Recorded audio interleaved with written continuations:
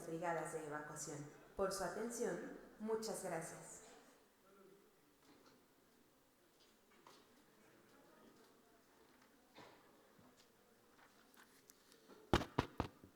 Good morning, everyone. We welcome you to the 11th IBERO International Sustainable Congress, Sinergia. Next, we will begin the presentation, How Consumers Can Help Fund a Transition to a Sustainable Economy, delivered by Assad Aboultaif, and sponsored by Nolte. We remind you that the forum will be open to questions, which can be asked at the end of the presentation or through our platform for those tuning in online. We also invite you to follow our social media, take photos, screenshots, and upload them to share.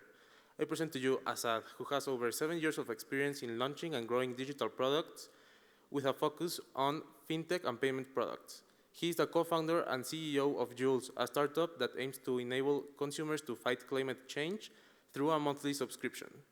He launched and managed the payments vertical for Oyster and infrastructure as a service startup in Mexico. Without further ado, Assad, we give you the floor to start your presentation. Thank you very much.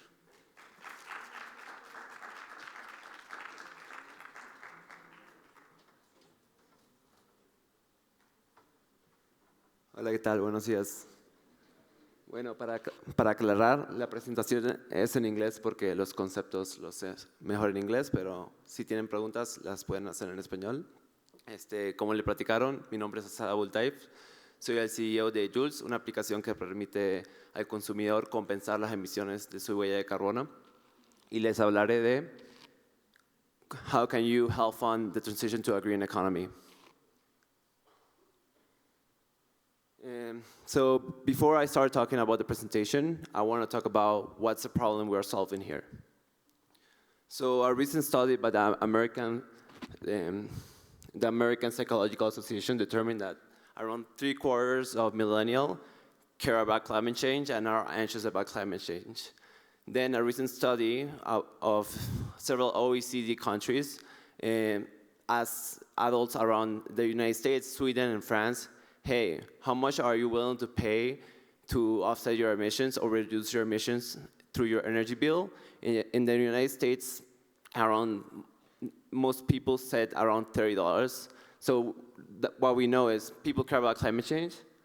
They're willing to spend money on it, but they can't find options to spend money on or convenient ways to address it. So based on this, can we go? I started to think, okay, there's demand in the market, but there's no supply. People are looking for ways to spend money, but they can't find products that help them address that issue. So I look at this quote by Saul Griffith. Saul Griffith is the founder of Rewire America, a nonprofit that is helping businesses and individuals electrify their businesses, houses, and cars. And what Saul Griffith said is, okay, let's go back to the beginning of the 20th century. Home ownership, people owning houses in the US, was very rare. It was mostly reserved for the wealthiest among Americans. And then you fast forward 50 years to the mid-20th century, and then home ownership became a mainstay in the middle class. Most people had homes. What happened? Well, the invention of the 30-year mortgage happened. So what Saul Griffith is trying to say here is, okay, we have the products. We have electric cars. We have batteries. We have solar panels. But right now, we don't have the financial instruments to enable consumers to buy these products. So in my search to find the adequate financial instrument to help consumers consume this product, I started to think, okay, Assad, you're going to look at every possible avenue where we spend our energy consumption in. So I look at the following graph. Yeah. Yeah, that's way better. Okay, so I look at the following graph. I was like, okay, I'm going to see where all our energy production is going to address what services and products in our global economy. And I came up with this graph. Very underwhelming. So I was like, okay, Assad, this is very difficult to digest. So I started to think, okay, Assad, you as a consumer, where do you spend your money on? Where do you bank? What do you invest money on? Where do your emissions go? So I did the following. Okay, this is the average American consumer. The average American consumer emits around 13 to 16 tons of carbon dioxide per year. In Mexico, is from 3 to 5, but depending on your income, it can go 5 to 10-fold. So any of you can emit 15 to 20 tons a year.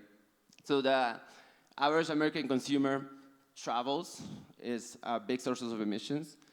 You use your Uber, you use transportation, public transportation to drive. You eat meat, you eat salads, and well, you do shopping, you invest money, you buy the gas for your car. So I started to look, okay, what do? People spend money, you buy things, people invest money, you invest money in stocks, and people bank. So you put your money in BBVA, Banamex, and based on this, I came up with the following. A blueprint. Where can people spend money to help accelerate the transition to the global green economy? And this is the 4 pillars I came with. Support innovation. What do I mean by support innovation? I'm going to talk more about it in the following slide, but support innovation is, what if the money we already invest in, what if we don't use that money to invest in sustainable technologies, EVs, batteries, protein-based foods, clean up industry. What if we force heavy polluters such as utilities, cement producers to transition to more sustainable practices and more sustainable sources of energy? Regenerate nature. One of the best carbon sinks in the world is our forests, our jungles. They capture carbon dioxide. And remove carbon. Recent studies have shown that even if we reduce our emissions, we need to capture carbon that's already in the atmosphere. So to reach the goal of holding temperature increases by 1.5 Celsius by 2050, which is our goal right now, we just don't have to transition to a global green economy, but we need to remove carbon from the atmosphere. So the first pillar is support innovation. So right now we are going through the biggest wealth transfer in world history. Around $30 trillion will be inherited by millennials. And millennials think different about how they invest their money. As you can see, most of them are interested in sustainable investing, and most of them already spend money in ETFs and funds. And so what if with this $30 trillion, we start investing in sustainable technologies, sustainable ETFs, and BlackRock right now, which is the biggest fund in the world, is demanding from the companies they invest in to adopt a ESG approach, environmental, social, and governance approach to how they operate business. And as you can see here, is ETF flows are growing. So the first pillar of how we can enable a sustainable economy is shifting our investment to sustainable funds and ETFs. And studies made in 2021 determined that if you compare the S&P 500, which is a standard benchmark, and you compare the performance of those with ESG funds in most cases outperform them. So the myth of, okay, if we do sustainable investing, we miss out on return, has been disproved once and once again. And the second pillar will be clean up industry. So how do you force heavy industry polluters to change their practices? So an approach that was recently invented by Climate Vault enables consumers to buy carbon credits in compliance markets and retire them, and avoiding heavy industry polluters from using them. What do I mean by that? You have the EU, you have the state of California, and you have China. These governments, what they do is they establish a cap and trade market. What do I mean by that is they determine, okay, utilities, cement producers, you're only going to emit X amount of millions of tons per year, and to be able to pollute, you need to buy these permissions from us. What if we bought those permits away from these polluters and we retire them from the market? Climate Vault is already enabling companies, NGOs, individuals all over the US to buy permits in the California market and retire them from the market. How much can this cost? Well, most of us average around 1 ton of emissions per month. That's 12 to 14 tons of emissions per year. So we have 1 ton a month. Right now in the California market, the price fluctuates, but a ton costs from $20 to $29.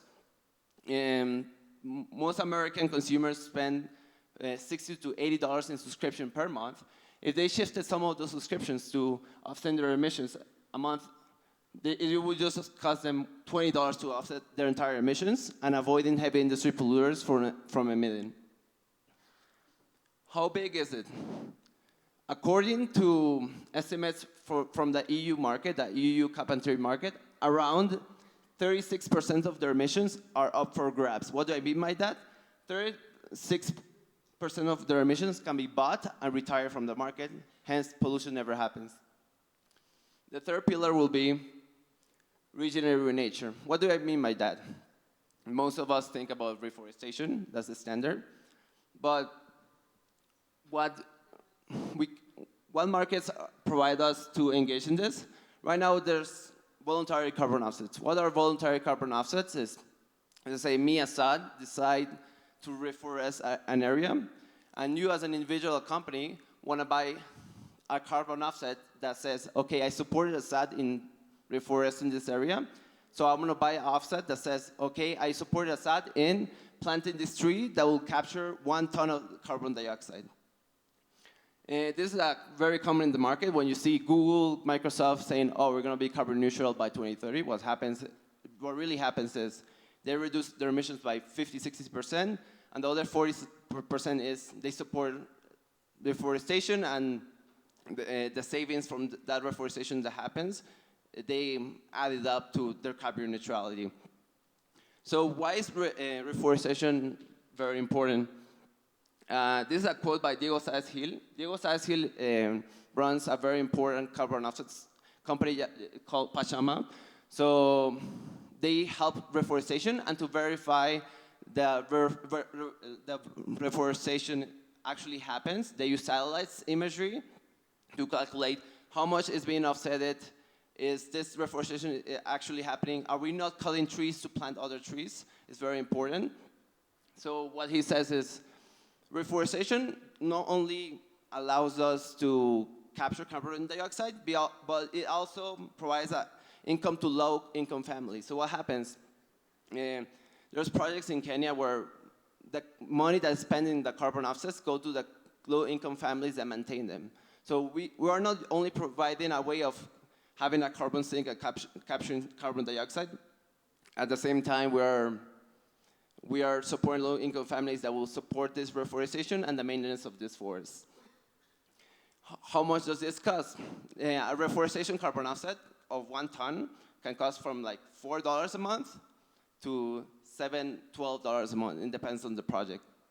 So any of you can go online, there's several websites, and engage in offsetting your entire carbon footprint.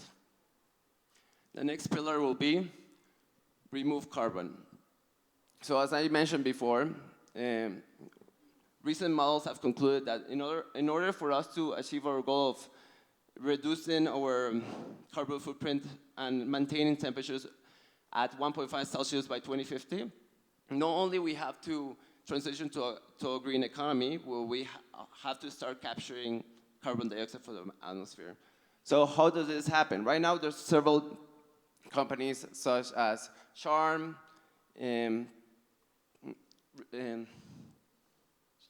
Charm, that what they do is basically they have factories that run on renewable energy, and these factories capture the carbon dioxide from the atmosphere and inject it as bio in the ground. Hence, having a permanent carbon capture of this carbon dioxide. Most companies, such as Microsoft and Google, are spending a lot of money in these technologies. Why? Right now, they're very expensive. It can cost from $200 to $600 a ton. But if more consumer dollars goes to this technology, the cost curves can get all the way to $40 per ton and can make this technology way more accessible. So how does this tie to what we are doing at Jules? Well, I'll explain you what Jules is and how Jules is enabling you as consumers to purchase and engage most of this type of offsets. So So what is Joules? What we do is, at Joules is, we allow you to understand your carbon footprint. How? We pull your bank transactional history from the last 2 years. Right now, this is mostly in the US. Based on your transaction, what we know is where you buy stuff, what you buy, and how much money you spend. And based on this, we are able to calculate your carbon footprint, your carbon footprint per transaction. So we aggregate all your transactions from every month, the last 2 years, and from that we can average how much your purchase habits influence your carbon footprint. And from there we can determine, okay, Assad emits around 1 ton of CO2 per month. Based on that, we connect you to several carbon offset projects. What verticals do we support? Some of them we already saw them here. We support reforestation. You can support reforestation projects. We support carbon capture. You can support projects where we capture CO2 and you inject them into the ground as bio-oil. We support renewable energy projects, most of them in India and China. And right now we are launching the Climate Vault one, the one where you can buy permits and remove them from the market. That one is called avoidance. You avoid the pollution from happening. How much can a subscription cost? Well, it can cost from $4 to $20. It depends on your emissions too. If you emit more, it's going to cost more. Every technology has a different cost. So how does it look in the journey of the user? Well, this is you. We already saw this. I travel, I eat, I invest money, I take transportation. All of this has an impact. Some of it, as travel, of course, has more of an impact. Once I add up all of this, I know where you buy stuff, where you invest money, where you bank. We're able to conclude. This can diverge in accuracy. Why? Because if you eat in Fridays, you could have eaten a salad and not a steak. So there can be discrepancies there.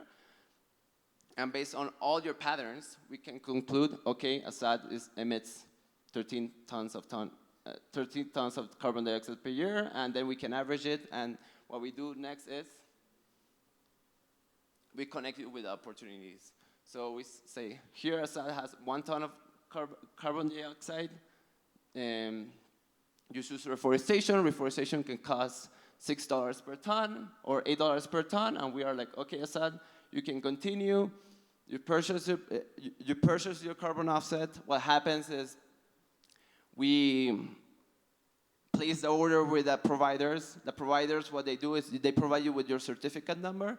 What is a certificate number? In the carbon offset market, it's very important to have transparency. So the certificate number enables you to go to a registry that verifies that these carbon offsets are actually happening, and you can track the status of the registry. So you place a carbon offset. The carbon offset doesn't happen instantly. They need to start planting the trees. You see the progress and how much carbon dioxide has been captured. You have visibility over the entire project. Next one, please. And next one, please. So obviously, I told you the 4 pillars of how you can engage in funding a transition to a global green economy. But most of this won't happen if you don't support the following 3 accelerants. The first accelerant is advocate for public policy. If we don't have governmental policies that support the transition to renewable energy, the transition to EVs, most of this won't be happening. For example, in the United States, there's no federal cap and trade market. What do I mean by that? There's no carbon credits market the way you have in the EU. In the US, this market is mostly happening in California and 11 other northeastern states. Most of the other states don't have these markets, so you can't buy carbon credits from these markets. So it's very important to advocate for public policy so you're able to engage in these markets. 6, working climate. There's a new phenomenon called climate quitting.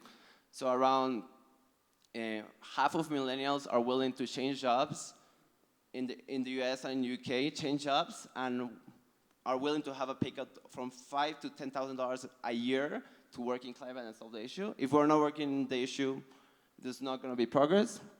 Also, evangelize change. Okay, you care about climate change. You advocate for public policy that supports climate action. You work in climate. But another important pillar is you need to talk to other people about it. You yourself are not going to enable change. The only way we can enable this transition is by collective action. So evangelize change, educate people about the issues, how can they engage? So if we engage in these 3 accelerants, we will be able to support the 4 pillars I mentioned. Support innovation, invest in technologies, clean up industry, force heavy polluters to change their practices, regenerate nature, support projects where we support reforestation, and capture carbon that already happened, carbon dioxide that is already in the atmosphere. Thank you very much.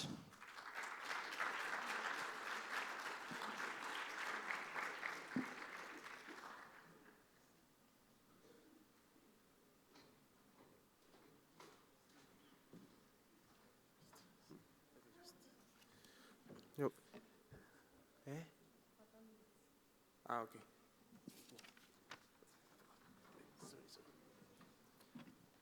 Pero ¿cómo van a llevar el micrófono para allá? Okay. ¿Este lo da o se lo dan? Okay. Does anyone have any questions?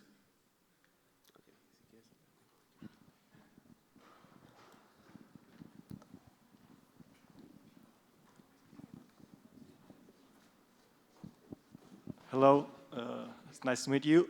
My question is it possible to have any fiscal benefits by investing in environmental projects through Jules?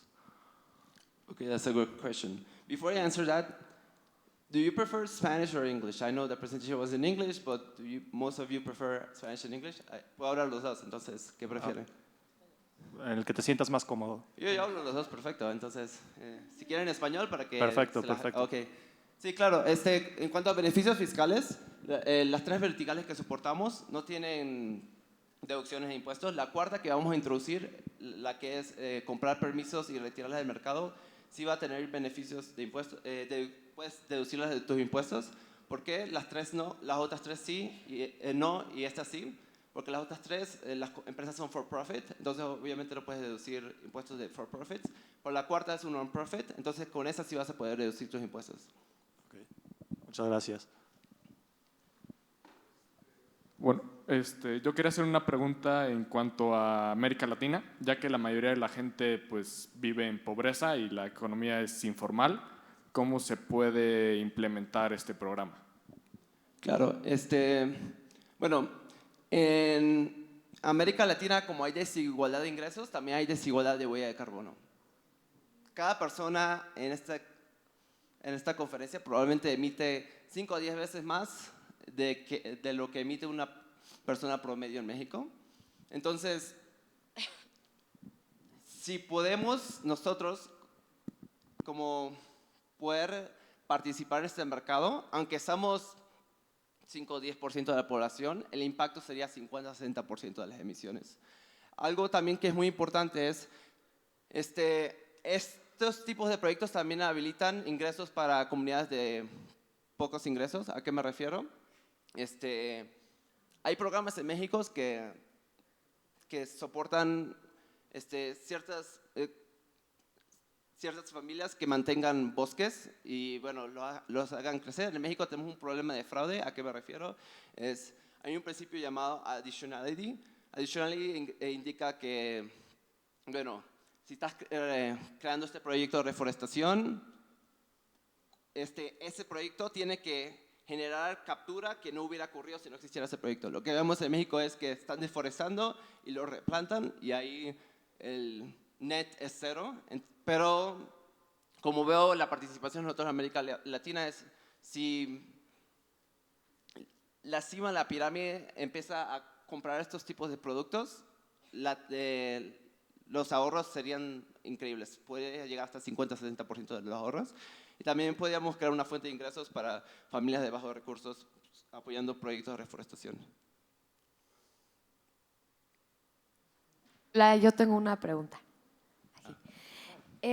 Si Jules no me asigna un proyecto porque no sale en el promedio de mi huella de carbono, ¿hay forma de poder hacer el proyecto aunque no me lo haya escogido la aplicación?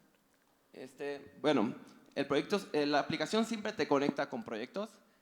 Lo que discrepa es el cálculo. Por ejemplo, en Estados Unidos puedes conectar tu cuenta bancaria y ahí es mucho más accurate la calculación, el cálculo, pero en México no tenemos la capacidad de conectarnos a tus cuentas bancarias. Entonces, si eliges que eres de México, lo que te vas a hacer es sacar tu promedio, el promedio del Banco Mundial de un mexicano promedio, que alrededor es como 3-4 toneladas por año.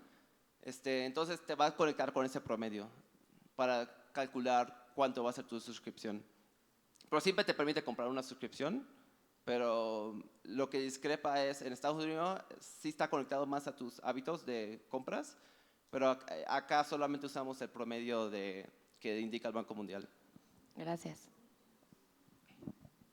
Bueno, mi pregunta es acerca de los proyectos, que si la reforestación o la eliminación de dióxido de carbono tienen el mismo impacto ambiental, o si alguno tiene más que el otro, o cómo funciona eso. Entonces, ¿cómo se mide el impacto que tiene un crédito de carbono? Es cuántas toneladas captura y cuánto cuesta la tonelada. Entonces la pregunta no es de impacto, es de eficacia. Algunos proyectos te van a costar $100 por la tonelada y algunos te van a costar $6 por la tonelada. Entonces, es una cuestión más de eficacia. Sí. Hola. Bueno, mi pregunta es, si yo tengo un proyecto o una organización y quiero entrar como que me apoye Jules, ¿cómo le puedo hacer? Puedes hablar conmigo y… Ok. ¿Y la suscripción, o sea, ya te incluye el apoyar esos proyectos o es extra? La suscripción, lo que pasa es, digamos que tienes $10 que pones en la suscripción. De esos $10, $8 van directo al proyecto y $2, que es el 20%, va a partners y proveedores de pagos y las operaciones del negocio. Entonces, el 80% de lo que pones en la suscripción va directo al proyecto. ¿Puedes ver cómo, o sea, qué se hizo en ese proyecto? O sea, al final como resultados del proyecto para tú ver que tu inversión esté como dando frutos. Sí, claro. Entonces, lo que pasa es, tú te suscribes, recibes un correo, el correo tiene un certificado y tiene un ID de un registry. El ID lo que te permite es ir al registry que autentica que pasó esto y ver el estatus del certificado. Entonces, el primer estatus siempre es placed, que se hizo la orden, pero ya vas a poder ver el progreso de cuándo se ejecutó la orden y todo. Puedes ver el progreso, sí, correcto. Lo bueno de la otra vertical que vamos a agregar, que es comprar créditos de carbonos de mercados altamente regulados, como lo tenemos en California o en Unión Europea, es estas entidades tienen sus bases mensuales o trimestrales. Entonces, lo que pasa es, al final del mes, si es mensual, tu permiso se compra y ya el impacto es instantáneo, porque compras el permiso y lo retiras del mercado para que una empresa que lo iba a comprar y lo iba a usar para emitir, entonces no ocurre la emisión. Entonces, es más instantáneo en esa vertical. En cambio, reforestación no es instantáneo, obviamente. Captura de dióxido de carbono no es instantáneo porque tienen capacidad limitada, entonces tal vez tu captura ocurre 3 meses después, ¿no? Entonces, discrepa qué tan instantáneo es el impacto dependiendo de la vertical que eliges. Hola, acá. Mi pregunta es, o sea, por lo que entendí, su consumidor o su usuario final somos gente como nosotros. ¿Y es posible aplicar esto para industrias, por ejemplo, que una embotelladora contrate sus servicios, una fábrica o algo así? O sea, sí, hay otras empresas en Estados Unidos que te permiten offsetear la huella de carbono de las operaciones de un negocio. En ese caso, el cálculo es mucho más complicado porque un negocio no solamente es las operaciones directas del negocio, de la electricidad que consumo, lo que consume en mi fábrica, hay emisiones indirectas, uso FedEx, tengo tiendas, transporto a mis empleados, hay como emisiones indirectas. Entonces, las empresas que proveen la posibilidad de que tú puedas emitir parte de la huella de carbono en una empresa, también piden que tengas herramientas para la contabilidad de esas emisiones, que son mucho más sofisticadas. Tienes que ver tu supply chain, tus proveedores, es mucho más sofisticado. Sí se puede aplicar, pero la solución es mucho más amplia y diferente. Algo que vemos es cómo puede Jules participar en lo que llamamos B2B, es que empresas puedan ofrecer esto como un beneficio a sus empleados. Aunque gran parte de tus emisiones no tienen nada que ver con quién y dónde trabajas, vemos que más del 50% de los millennials quieren una empresa que tenga valores de sustentabilidad fuertes. ¿Sí?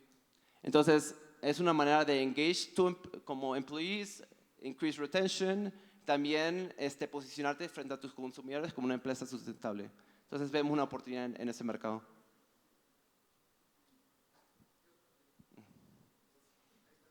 Sí, ok. Y un poquito sobre las mismas líneas, para convencer a gente que chance no le importa mucho el cambio climático como incentivos, o si tienen algo pensado para pues, que crezca más pues, su mercado posible que descargue Jules. Actualmente entendemos que no todo consumidor es altruista, entonces por eso queremos lanzar la vertical que tiene el beneficio de impuestos. Entonces, tu offset lo puedes subir en impuestos. Eventualmente, como vemos que vamos a mover como el producto en sí, no solamente es offsetear tu huella, pero también habilitar la posibilidad de que puedas invertir en fondos sustentables. Porque estos fondos son compuestos con empresas que están desarrollando las tecnologías que apoyan muchas de estas actividades. Entonces, también vemos esta vertical para las personas que no quieren offsetear su huella, tal vez conseguir la rentabilidad de invertir en un fondo sustentable les apetezca. Bueno, yo tengo una pregunta por acá. Son dos, de hecho. La primera es, ¿el costo de la suscripción va directamente relacionado a la cantidad de emisiones que generas o es una suscripción general para todos los usuarios? Va relacionado a la cantidad de emociones que generas, porque cada proyecto tiene un costo de eficacia, es decir, no sé, $1 por tonelada, digamos. No existe $1 por tonelada, pero $1 por tonelada. Entonces, si tú emites 1 tonelada, tu suscripción va a ser $1, ¿no? Pero si tú emites 2 toneladas, tu suscripción va a ser $2. Ok, y la segunda pregunta va un torno más como al impacto ambiental que ustedes están generando, ¿no? Hablabas, por ejemplo, de las compañías que buscan net zero, que lo que hacen es offsetear sus emisiones con estos bonos de carbono que emite el estado de California, ¿no? Al final de cuentas, lo que yo estoy viendo es que tu plataforma lo que hace es lo mismo. O sea, le quita como al usuario la responsabilidad de generar un cambio en su día a día, offseteando sus emisiones mediante un gasto. Entonces, sigues sobre esta cultura de consumismo, pero a fin de cuentas estás haciendo lo mismo que quieres que tú no hagan las compañías grandes, ¿no? Offsetear sus emisiones en lugar de hacer un cambio. Entonces, no sé si la plataforma o la aplicación tenga una forma también de potencializar un cambio en la manera de estilo de vida y de consumo de las personas, en lugar de solo, y generar conciencia en lugar de solo como hacer que la gente se sienta bien que está pagando y contribuyendo, aunque no cambie su estilo de vida, pues a fin de cuentas para llegar a un estilo de vida sustentable, ¿no? Porque seguir consumiendo y offsetear tus emisiones pues es justo lo que ustedes también están combatiendo, ¿no? Entonces veo como hay un poco de un choque. Entonces no sé si estén buscando como address este tema, ¿no? Es una gran pregunta. Bueno, como vemos hay dos pilares. Uno es offsetear y el otro es reducción. Entonces, la idea es, al educarte de dónde vienen tus emisiones, de qué gastos, la idea es darte transparencia de qué puedes mejorar, ¿no? Eventualmente, como le mostré en una gráfica anterior, si conectas tu cuenta bancaria sabemos qué compras y dónde compras. Eventualmente queremos conectar con marcas que se alineen más con tus valores. Es decir, compraste en Zara, te voy a conectar con otra marca. Obviamente, una marca que esté de acuerdo a tus ingresos. Entonces, donde vamos es educarte para conectarte con marcas o hábitos que te ayuden a reducir tu huella, pero también entendemos que no puedes cambiar de un día para el otro. Lo que pasa actualmente y lo que hemos observado tenemos dos opciones. Tenemos pequeñas actividades que tienen poco impacto, no sé, reciclar, o grandes cambios de vida, estilo de vida que mucha gente no hace, como instalar paneles solares, comprar un carro eléctrico. ¿Cómo llegamos al medio, no? ¿Cómo llegamos a ese balance? Porque la realidad es que la mayoría de consumidores tienen sus vidas y día a día, y pedirles que de un día para el otro cambien totalmente cómo comen es un poquito irracional, es lo que hemos observado. Entonces lo vemos como un approach por fases, ¿ok? Puedes ofrecer, pero vas reduciendo, pero no y bueno, eventualmente te conectamos con marcas y es progresivo. Entonces, al final de cuentas, desde un punto de educación, ¿no? Es de donde ustedes quieran atacar este cambio de vida. Por ambos lados. Sí. Educación para que reduzca su huella, y por otro lado, siempre hasta tener una huella es que la offsetes. Va, gracias. Hola, yo también quería hacer una pregunta. Respecto a, pues vamos a decir, todo el desarrollo que pueda haber en países en vías de desarrollo, normalmente suele ser un proceso que por su naturaleza es contaminante, ¿no? O sea, la manera más barata de generar energía es más contaminante, la manera más barata de construir es con cemento, que es más contaminante. Todo ese proceso, ¿habría alguna posible interrelación o incluso podría tener algún efecto sobre el mismo mercado de este lado de las industrias, quizá un poco hipotético ya más en el futuro? ¿Puedes aclarar la pregunta? No me quedó muy claro. Sí, o sea, en todo el lado de los países en vías de desarrollo, porque como veo mucho esto va precisamente direccionado a altos ingresos, especialmente, entiendo que hay una diferenciación de huellas de carbono, pero en el proceso de desarrollar un país, lo que suele suceder es un aumento en la huella de carbono.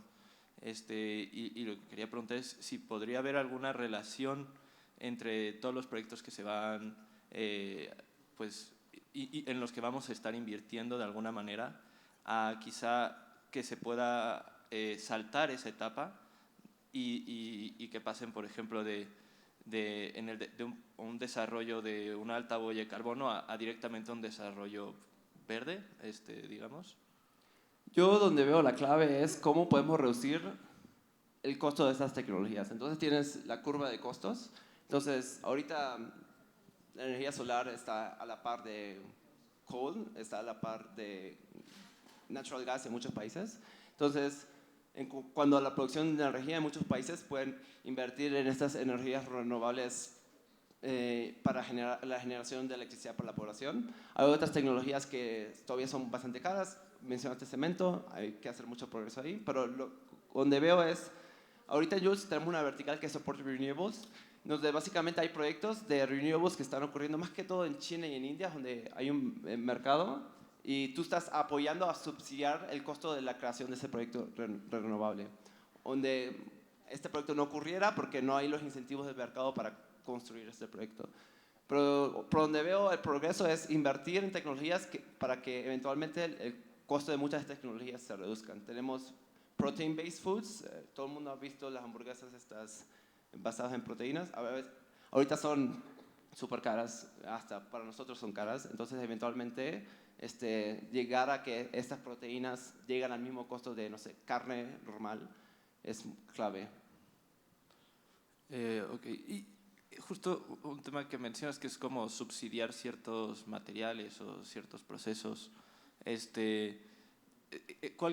O sea, en la aplicación podríamos, por decir, meter nuestra suscripción en cualquier proceso, o sea, puede ser de reforestación hasta un proceso de innovación, o incluso podría ser como subsidiar indirectamente. No sé si es muy viable esa parte, pero... Ahorita las verticales que tenemos es apoyo de energías renovables. Siempre elegimos un proyecto, ahí es como el subsidio de energías renovables. Tenemos el de captura de dióxido de carbono y tenemos la reforestación. Hemos contemplado proyectos de avoidance, por ejemplo, apoyo de electrificación de transporte en ciertos países, pero en cuanto a tecnologías específicas actualmente no tenemos. tú al offsetear mediante el proyecto de captura de dióxido de carbono, técnicamente estás apoyando para que se desarrolle esa tecnología y sea más eficiente. Pero en cuanto a otros sources de emisiones, no tenemos como verticales exactas que apoyan a eso. Ok, gracias. Hola, ¿cómo escogen qué proyectos entran a Jules? O sea, ¿en qué se basan? Si hay un estándar. Sí, claro. Ahorita trabajamos con un proveedor que certifica y evalúa cada proyecto. Tienen 50 proyectos. Lo que decidimos es, ok, vamos a elegir las 4 verticales y vamos a elegir los proyectos que tienen como las mejores notas, porque básicamente hay varios verticales de evaluación dentro de cada proyecto. Entonces, elegimos las que mejor están rankeadas per se. Y ese es nuestro approach actualmente. Pero toda la certificación y la verificación la hace un partner nuestro.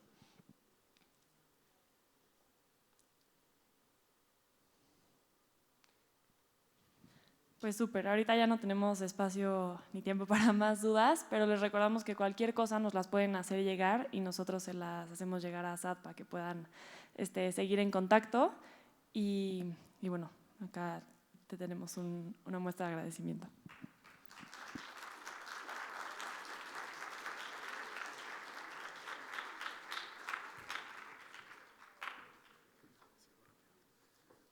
Thank you, Assad. We are confident that this information is very valuable and important for everyone.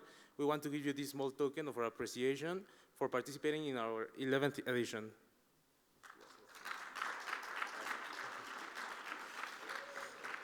Bueno, a todo el público les recuerdo que afuera tenemos el mercadito, están muy padres los stands, entonces los invito a darse una vueltecita y ver lo que tenemos, y los invito a que se queden a la siguiente ponencia que también está muy padre, que se llama Energy Storage in Mexico, Applications and Benefits. Los esperamos. Gracias.